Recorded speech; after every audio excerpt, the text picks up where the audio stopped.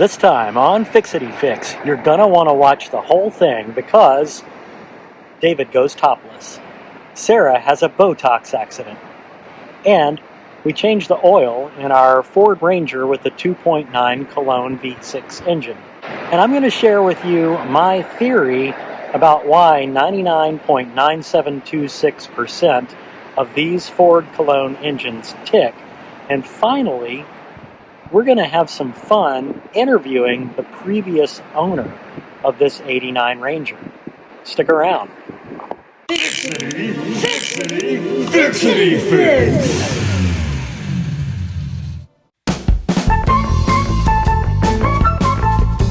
Good idea to take off the oil cap before sending this thing up in the air. Well, we seem to have a broken vacuum line here. We're going to fix that. Taking the oil cap off just allows the oil to drain a little more quickly when the drain plug comes out.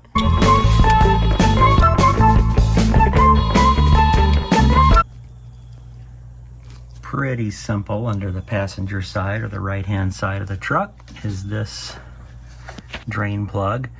Now, pulling this drain plug out means that oil is going to fall all down here. It's a good practice to get a piece of scrap cardboard and shove it up in here to direct the oil down into the drain pan.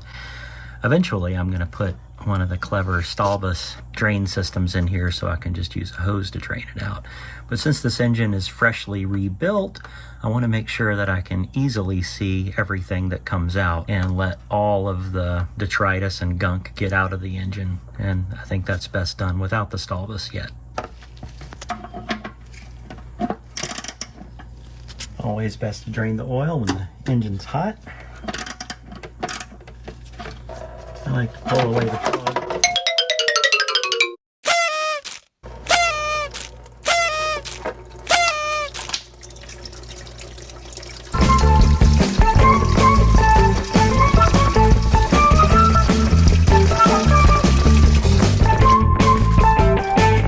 Had a little mishap pulling the plug out. Usually I pull it out with a magnet tool like this, but I got a little twisted up trying to video at the same time. Had a spill anyway. Now we're going to unscrew this FL1A oil filter and leave the cardboard in place to help direct the oil into the pan as much as we can.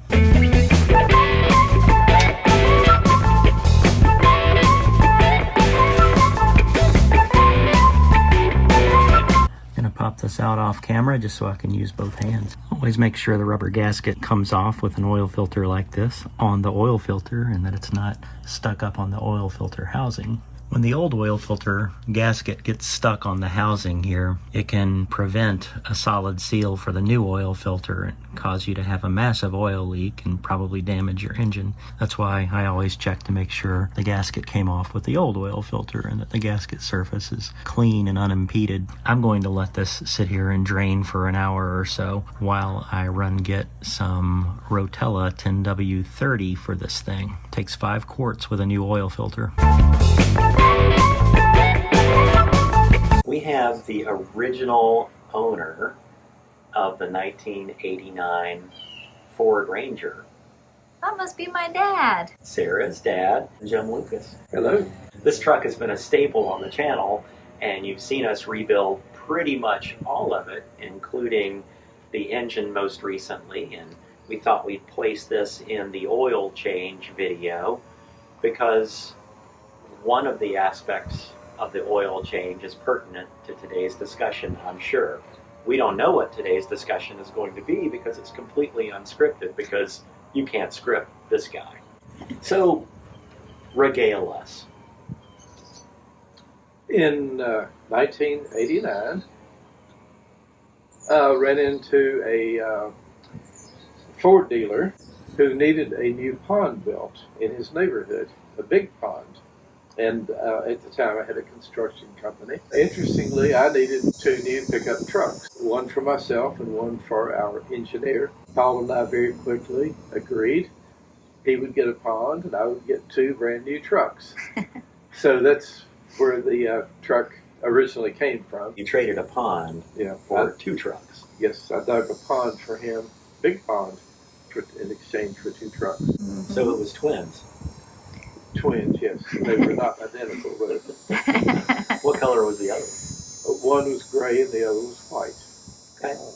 We know what happened to the one we have now. Do you know what happened to the other one? The other one went to our engineer. We had a full-time engineer in the company, and I gave him the truck, and he worked for us for a while, and a few years, and ended up keeping the truck when he left, or I gave it to him. What did you use the truck for? Well, I used it for the construction company, but also drove it appraising. I was a full-time appraiser, and just used it for everything. Did you teach anyone to drive in this truck? Taught my daughter, Sarah. Where is Sarah? Sarah is behind the camera as we speak. Hi. The prettiest one in the whole bunch here. Yes. Behind the camera. Yes. Let's see, that was 1990. And Sarah was 10 years old. And as we took the truck He just gave away your age. yeah. As we drove the truck home, Sarah pushed a button, said, "What's this button?" And I heard this real loud click, click, click, click. It was the 4-wheel drive that she pushed going 60 miles an hour down the highway. And I had to replace a relay or something of that nature. Yeah.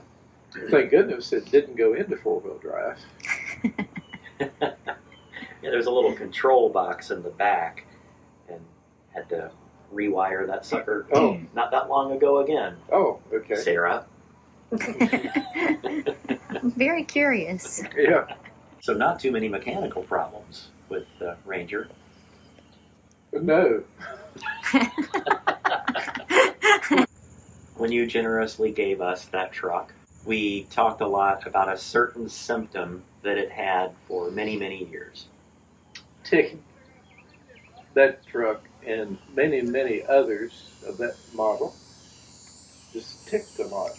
What did it sound like? Tick, tick, tick, tick, tick, tick. You can get a real close up and say it again. What did it sound like? A tick, tick, tick, tick, tick, tick, tick, tick, tick. Tick, tick, tick, tick, tick, tick, tick, tick, tick, tick, tick. The whole time you're driving it. Just all the time. Yeah. When did the ticking start? I don't know whether it was 2 or 3 years into the ownership or when. I don't remember. Did anybody ever explain, or did you ever figure out why it ticks? No, but I noticed that other models, other models of that truck regularly did it. I would hear them in parking lots and going down the highway when they were going slow. It was you could identify a Ford in that era with a 2.9 engine by the sound, couldn't you? Yes, sure could. Yeah. Or the power steering pump. You can identify Fords by the sound the power steering pump makes, or the notorious ticking from the... Yeah. So David, what sound does the power steering pump make? Yeah, that's pretty close. Huh. Mm-hmm. Especially when you're turning. Yeah. That question comes up all the time. Why do these things tick? And there's about 30 different answers and theories about why they tick. The best I can figure out is there's a couple of reasons. One is that there's very narrow oil passages between the block of the engine and the heads of the engine. So the top of the engine gets a bit oil starved over time, but that doesn't seem to be the main factor about why they all tick. One thing that I think people forget is these engines from the 1980s, so many of them are still going. So they're good engines. They've lasted a lot longer than most engines out there, and that's part of why we still have the truck. Mhm. My theory is this. This particular engine got caught up in just a mess of regulations and greed.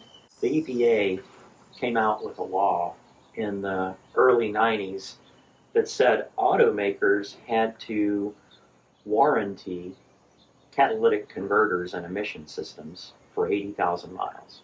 So the big three automakers got clever during a golf game or a yacht race or something with the big oil folks, and they said, hey, big oil, can you take zinc and phosphorus out of your formulas for oil?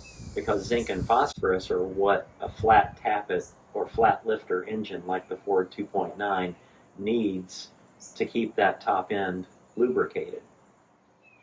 And so big oil agreed with the big three automakers to start removing zinc and phosphorus from their formulas. They didn't tell anybody, they didn't communicate this.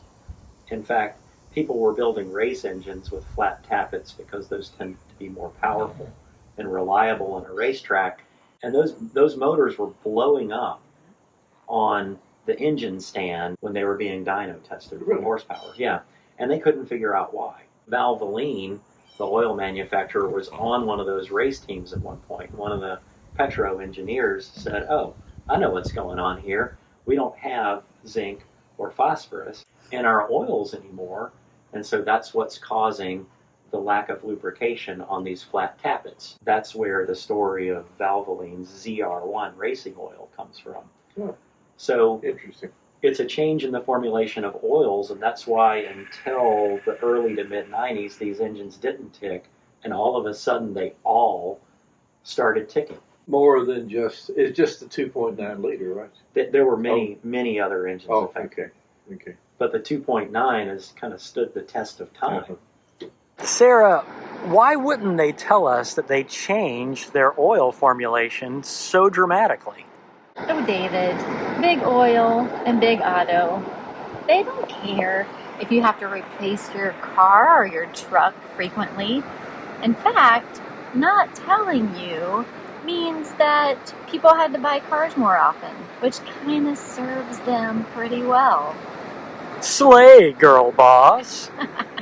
You told me a story once about this truck where you were pitting it against a tractor or some other beefier vehicle to pull a stump out of the ground. And what happened? Yeah, my son had a F-150, and then his buddy had an F-250, and they could not get the stump out of the ground. They were just spinning, and the trucks were jumping all over the place. And I said, I really think I can get that out. And they laughed at me. And so I put my chain around it, put it in low range 4-wheel drive, and just gradually pulled the stump out of the ground. And they were very impressed. Nice. We had a similar situation a few weeks ago, didn't we, Sarah? We did. What happened? Why don't you tell us since you're on camera? We bought the Tesla donor junker car, and it was delivered by a guy with a big, I don't even remember, it was a big dually 4x4 truck pulling the Tesla on a trailer, and it turned out that the Tesla wouldn't start, so we couldn't get it off of the trailer, and we tried to anchor the Tesla and have the guy with his big truck pull forward and drag the Tesla off, and his truck just sat there and spun and jumped around, and we thought, well, let's use this 89 tiny little Ranger. And we connected it to the Tesla, and lo and behold, 4-wheel drive low, we just dragged the junker Tesla right off the trailer and went on with our evening. After 4 hours. After 4 hours. It does have good torque. So we are doing the oil change, and we'll get back to that video in a second. That's why we're using Shell Rotella oil, because for diesel engines, it still has zinc and phosphates in the oil formulation. Hey, David. Yes? I was just thinking about what you said earlier and wondering, why would it matter to an engine if it had zinc and phosphorus? Zinc and phosphorus are elements. Zinc's a metal and phosphorus is a non-metal, and they bond with the steel of these flat lifters in a way that creates a soft and slippery coating so that the lifters and many metal parts of the engine are protected from excessive wear. So removing them from the formulation means that engine parts would wear out vastly more quickly. The downside is that the zinc and the phosphorus will eventually get into the catalytic converter. What I intend to do is just pull the catalytic converter out every 20 or 30,000 miles and clean it with lacquer thinner or even just mild detergent, and a rinse will typically do the trick. In some states, people will just gut the catalytic converter or straight pipe it or remove that entirely. That's not legal in all states. I'd rather ruin a catalytic converter or have to do some maintenance on the catalytic converter periodically than have to rebuild the engine again or put up with that awful ticking.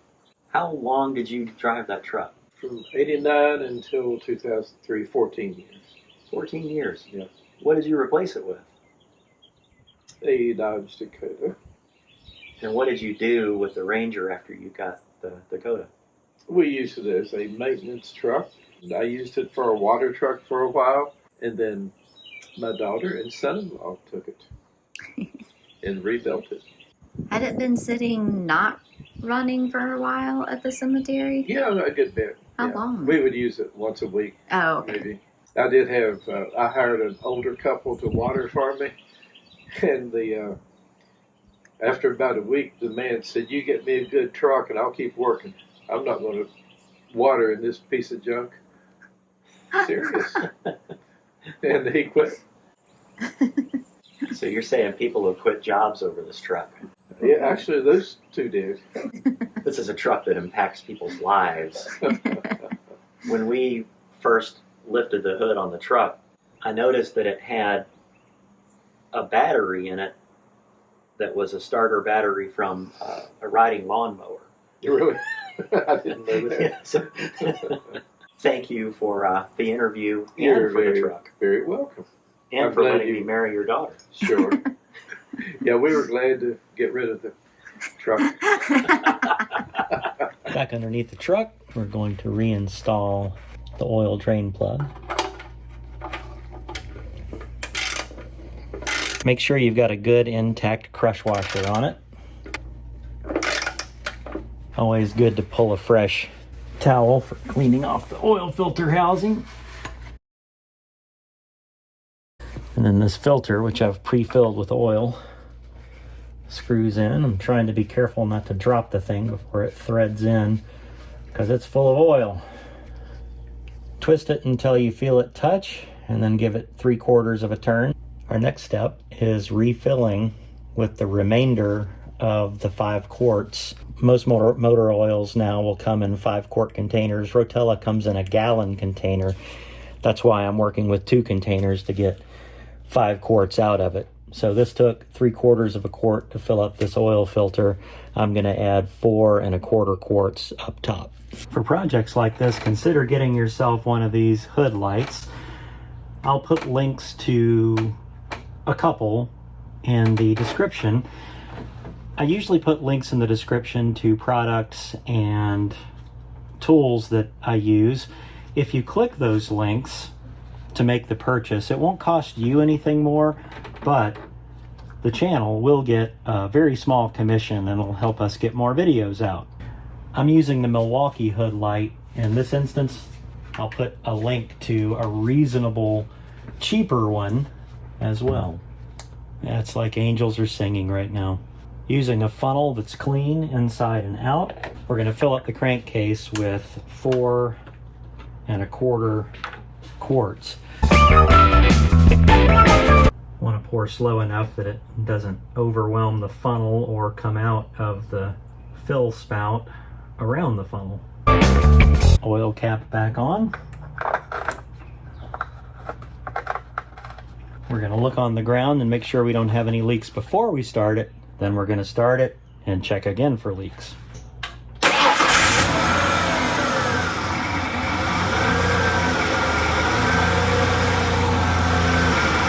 No leaks when it's running. Don't forget to take the light out.